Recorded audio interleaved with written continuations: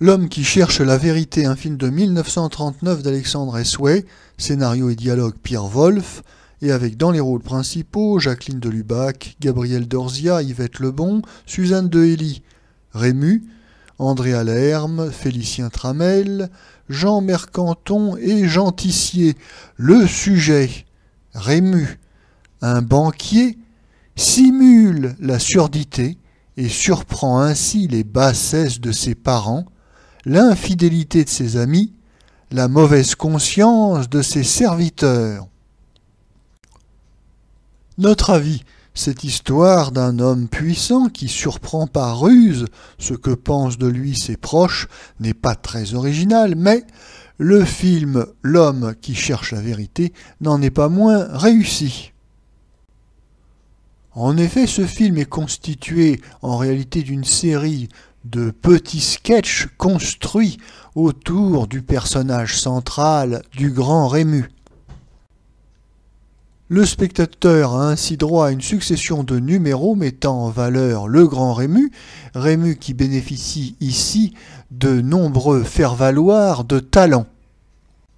Nous avons ainsi l'occasion de varier les plaisirs avec des scènes qui sont souvent sombres et pessimistes, par exemple les scènes avec la sœur du banquier, Gabrielle Dorzia, les scènes avec la maîtresse du banquier, Jacqueline de Lubac, mais nous avons également des scènes comiques avec Jean Tissier qui interprète un client du banquier qui veut produire un film.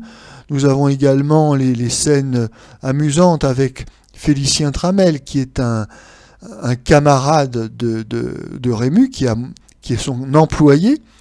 Et ainsi, nous avons un film à plusieurs coloris, plusieurs ambiances, ce qui est tout à fait appréciable.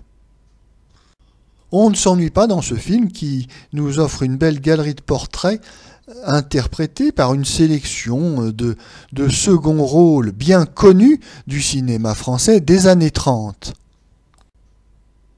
Oui, on peut dire que Rému est vraiment bien servi par ses camarades et on passe avec plaisir d'une scène de comédie à une scène plus noire, plus cynique.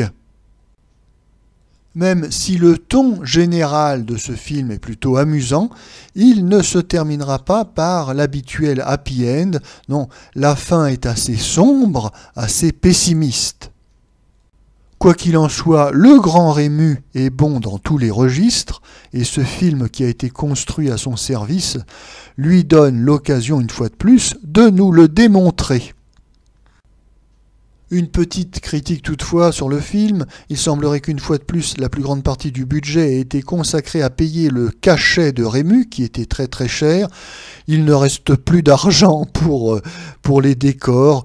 Les décors sont vraiment très anonymes, très banals. C'est du décor de studio un petit peu économique et bon marché. Et évidemment, quand il n'y a pas d'argent à l'écran, qui ne se voit pas, eh bien, ça gâche un petit peu le plaisir du spectateur.